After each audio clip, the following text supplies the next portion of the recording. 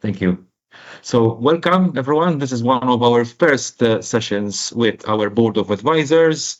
I am pleased to announce the introduction of Humanity Works, which is a company involved in achieving a blend between the human being and the AI, but always keeping the human being at the driving seat. Most organizations focus on applying AI within the context of collecting information which is available in the external domain. But really and truly, the external domain does not really give you a competitive advantage in business. It is just a maintenance factor because everyone has access to the same pot of knowledge. What we are aspiring is to capture proprietary know-how within an organization with a view for that organization to eventually use that proprietary know-how to its advantage. Today with us, we have Mindy Gibbins-Klein, who is one of my mentors, and she has done a sterling job in coaching me in writing one of my first books, which is called Digital Made Simple, which has won an Excellent Business Book Award, thanks to Mindy, and also was a best-selling book on Amazon. Thank you very much for that, Mindy. Really appreciate your help in this venture. Mindy has joined our board of advisors. Mindy is a thought leader herself, and she has written several books on thought leadership, and she has also coached several executives in writing books on different topics. Her major specialization is bringing out the best knowledge from different sorts of people. And her vision and her competencies and abilities are in sync with our vision. Why? Because we are primarily not about AI. Yes, AI is a very important tool in what we use, but it is about know-how and leveraging know-how within organizations. So today I present to you Mindy Gibbins-Klein. Thank you for being with us, Mindy. Thank you, David. It's a pleasure to be here and a pleasure to be on the board. Thank you very much. Looking forward to work very closely together on this venture. Okay, so just to get warmed up, what are your key personal and professional interests that keep you inspired, Mindy?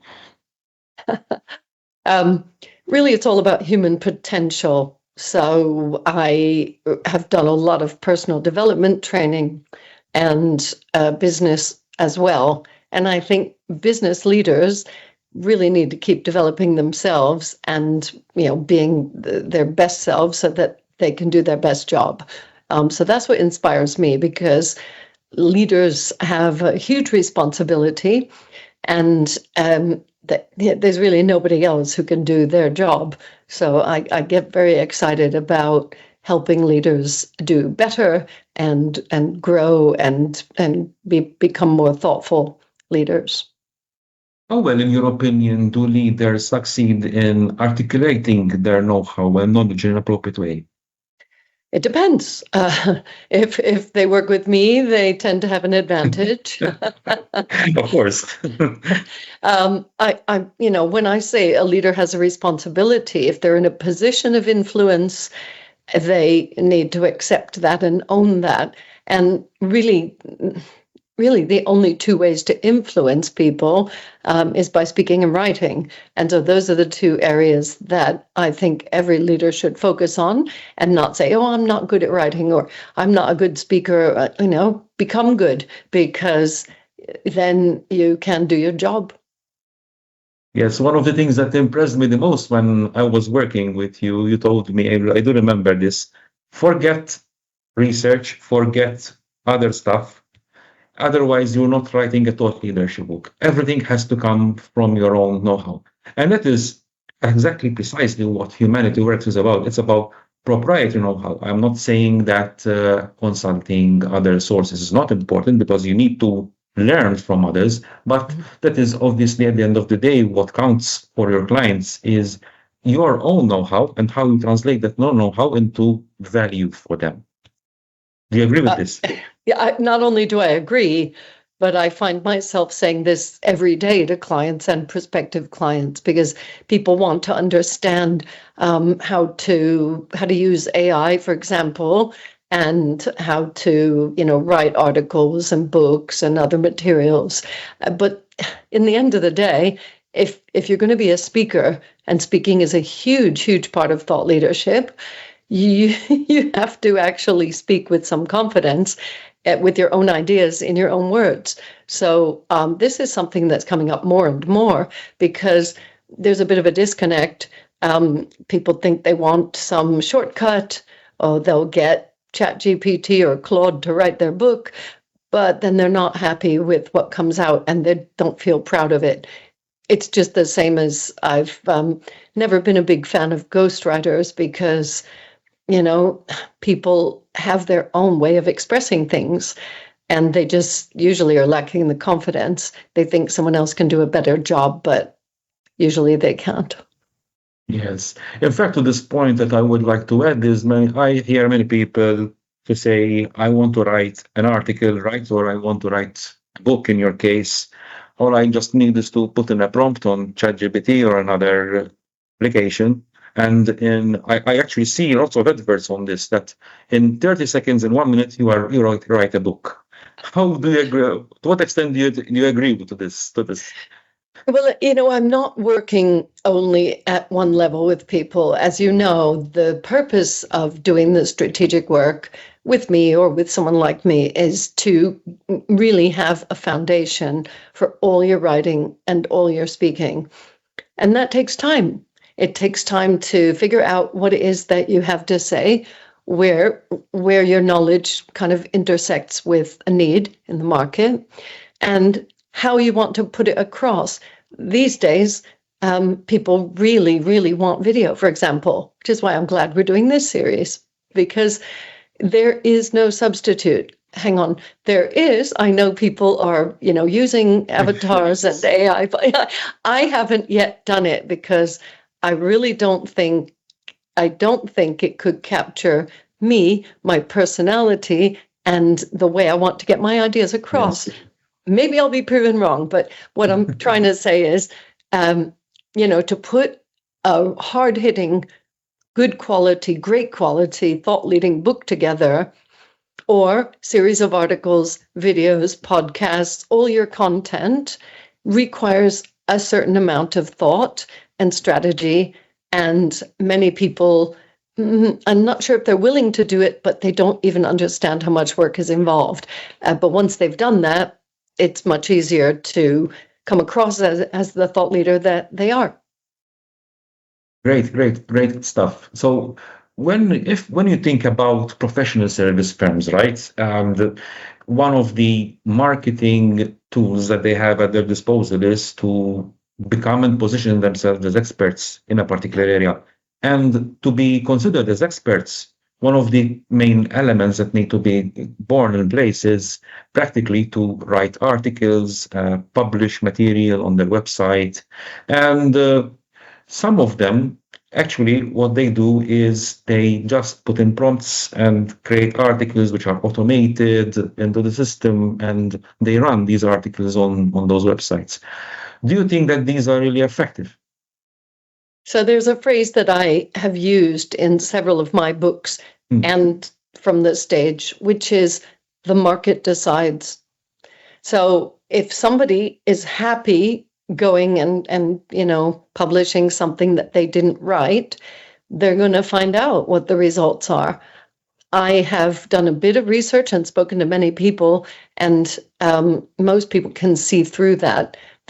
There's something that's not quite right about an AI-produced article, speech, video, book, whatever. Yes. And so the market knows and the market decides. Definitely. And do you think there is a happy medium in between? Do you think there could be a combination between the know-how of people, which is put on the table? Because at the end of the day, it is from a leader perspective, he's not testing his writing skills. At the end of the day, he wants to communicate his ideas. So if you are using AI to help you communicate your ideas in a better way, do you think that is a good way of using AI from a thought leadership and expertise perspective? People need to become more discerning. I'm talking about the people who are producing these materials, not just the readers and viewers. We need to be able to look at our own work with a more critical eye And I guess practice helps people become better writers and speakers. But equally, if I've had things produced by ChatGPT and I've spent more time editing them than I would have done if I'd written it myself. There's no right or wrong, but we each have to be honest and be proud of what we put out there. I once, and only once, took something that was provided by a ChatGPT conversation and published it. It was only small. It was a small piece, but I felt really guilty and I didn't like seeing it there. And when I stepped back to reflect on that, I thought, it's not even me. It's a personal decision how you work together with AI. Definitely helpful. When I did my second TEDx talk, I was asked to provide references. And I'm not a big fan of research, as you know, as you've said. And I thought, but I better know all these stats and figures, because if we're asked, they won't publish the TEDx talk unless you have that. So I went on to ChatGPT, had a conversation, and checked out certain figures for my talk. And some of them didn't seem right, and the way they're putting it across. So I said, that doesn't seem right. And, how can you add that and that? And you've counted something twice. And I'll never forget, the chat immediately said, oh, you're right. I'm so sorry. I'm like, oh my goodness, I could have published something that was wrong, and then I would have gotten in trouble. So what I'm saying is we, as the human leaders, need to be discerning, make the final decisions about what we're putting out there in writing or spoken, and own it. And that's the only way that we can get leaders to step up. And I think it will resonate more. It takes a bit of effort, but like I say, working on this does improve the quality and the speed with which you can get your ideas across. Fantastic. What made you consider joining our board, Mindy, at Humanity Works? I love what you're up to. I think, you and I have had many conversations about this in the past. We've had time to discuss the sort of relationship between AI and human beings. It started with your book, and then you took part in another book project. And, it's really, it's wonderful to see somebody who's putting the time in and is working kind of on the cutting edge. Because, what I've been doing, I think it's 17 years since I came out with my first thought leadership book. My thinking's evolved a bit, but I wouldn't say I'm on the cutting edge at all. So I'm excited to join forces with people who are working on a different aspect of leadership and thought leadership. And what I think I can bring is what I've been doing now for 24 years, but especially in the past 17 years, of helping people be very strategic and really intentional about how they get their best ideas into the market. And I'm not pretending to be the technical expert, so I think it's complementary. Yes, I mean, it's also always a team. The whole idea is to have different people with different expertise that come together. I made this analogy about the hero analogy. In my time, used to have players like Maradona and Pelé in football teams who were the team in themselves. But today, you have a team made up of individuals who contribute their own part and together make a very strong whole. And this is what I want from Humanity Works. It's having a multidisciplinary team of people having different skills, which are different from mine, and are people who are better than me, because at the end of the day, I want the company to have a successful outcome, which the sum is greater than its parts, Yes, I agree. And the other thing is, I'm a trainer at heart, and I do coaching. I love working one-to-one, but I really, really like rolling my sleeves up and working with people to develop their skills. I've been doing that for over 30 years. So it's exciting to be able to merge those two things, my passion for training and my content and belief in thought leadership, individual thought leadership, within the team. So absolutely perfect synergy. Fantastic, fantastic. Where do you believe there are several AI companies which are running on stream? They are promoting AI agents, agentic intelligence. There are all types of apps mushrooming everywhere you go. And most of it is all about making access to knowledge faster. But most of them don't tap into one critical resource, which I think is the most important thing, which is accessing knowledge which is not already available out there, and it is our own knowledge. What is your view about this? Do you agree with this, or is this something that you back to differ? So I would change the word knowledge because that's kind of a commodity. And Yeah, I think the space where I play and where I think the most potential lies is in people's experience and expertise individually, and that leads to their individual insights. So I don't consider that to be fantastic. the same as knowledge, as in a step-by-step process, how to, that's all great, but it really is the individual insights based on their experience that come out. And that's how humans relate. You know, we've been Yes, storytellers since we've been around the campfire, and I don't believe any AI agent could ever replace that. Again, I may be proven wrong in a few years or even this year, but I'm interested in the human to human interaction. And so it's not either or, it's both. We do need both. Like I said, when I was researching for the TEDx talk, I needed those stats and facts and knowledge, but it was my own experience that came across on yes, the stage that where I of really felt course. I was being authentic, and authenticity rocks. Really fantastic. I fully agree with you. And in fact, our values and our mission is founded on a tripod of three core things. One is intelligence, which is structured data that is coming from models and are tried and tested data where you can come up with prediction. And that is a purely, how can I say it, mechanical thing, which can be easily automated. There is the second dimension, which is what you rightly call, which is insight, which is basically the tacit knowledge, which is the experience of people, which you know something is right, but you don't know why it is right in the first place. It's just, you can call it like the gut feeling, if you like, you know? So it could be in part of which is that. And there is the third dimension, which I think is even more difficult for AI to replicate, which is the emotional experience, because in every relationship, there is a bond that is being created between the, let's call them the partners I don't like the word transaction because transaction is short term.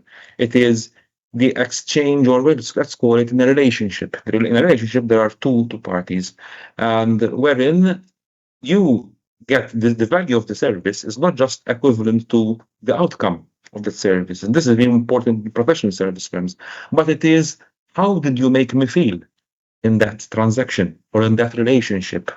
You could get a very good service, but you feel like just and as an exchange currency. You know, you'll feel like being just there for the seller to make money out of you. But if you can see that the person truly cares about what you're doing, and in professional service firms, it's even more vital. Why? Because professional service firms, it's mostly about a trust relationship where you are confiding your deepest secrets in an organization. And you need to have this trust conversation with your service provider. And the service provider has to be honest enough to give him the right feedback and the right leverage to make sure that the transition is done in an appropriate way. So having these three levers, you've got intelligence, insight, and emotion, I think are the most fundamental concepts. And in many transformations, in many digital transformations, and with AI coming into place, it becomes even more critical. The emotional part becomes even more important. We can still use AI to support us from the emotional perspective because you get to know the customer better, you got more data about him. You can create more customized products or services to him. But at the end of the day, there is the human being who cannot be replaced, because you cannot create an emotional bond with a machine at the end of the day. You can you can think you can create, or you can think that the machine has feelings, but it doesn't have feelings. Unfortunately, we're hearing quite a few cases about people who are becoming emotionally attached to machines, and I All feel right. there that some regulation is sorely needed there to regulate this type of technology. Well, I'm a big believer in individualism, and so I think how people interact with machines is up to them, unless it's dangerous. But no, I Exactly. absolutely agree. And in terms of the pillars, the one where I focus the most attention is the insight, because I don't believe we can control the emotional Of reaction or course, of response course. on the part. But, absolutely trust, it has to be there. And again, you can't force it and you can't control it. No. However, you can control how you put your ideas across and how authentic you are. And you'll soon know. I mean, I won't say, yeah, I will say it again. The market decides. Exactly, exactly. I mean, what type of impact do you hope our advisory board can make together in shaping the company's direction? Oh, I'm glad you used the word hope, because again, I mean, we're going to do our best, and then the results will be what they are. But I think we're starting with good people with good intentions. We're starting with people who care about quality, and many people don't nowadays. I won't tell any stories now, but it really is wonderful to work with other intelligent people who care. And that's, at this point in my career, I've decided that's the only work that I'm prepared to do. You and I have had this discussion, and months ago I agreed to be part of this, because you're one of the best people I know, and I Oh, can't wait thank to you meet the very other. much. I'm looking forward to meeting the other team members, some of whom I know. Yes, But yeah, yes, we'll be having a call soon. yeah. What did you say something about? Uh, the sum is greater than the parts. But it's going That to be is it. magical. So we don't know exactly how it's going to evolve, but I quite like that as well. The Yes, fantastic. it's exciting, all the possibilities. What does success for Humanity Works look like for you? For me, it's about opening up people's minds to a way of thinking that may not seem so modern because it's very traditional, but it's getting people back to basics. It's helping people understand that they are already enough. That's a big part of my work. They know enough. They are enough. They've read enough, but they possibly aren't doing enough or doing enough good in the world. That's what I think is the most exciting part of this project. For me, all the work I'm doing now is with individuals, even if they're part of organizations, and we all have a lot more to share. So it's a question of opening people up to all the possibilities, to realize that they can make a greater impact. They can, actually feel more fulfilled, and that's priceless. Yes, yes, yes. Mindy, thank you very much for your time. I really appreciate yeah, you making this interview. Thank you very much. Thank you. Thank you.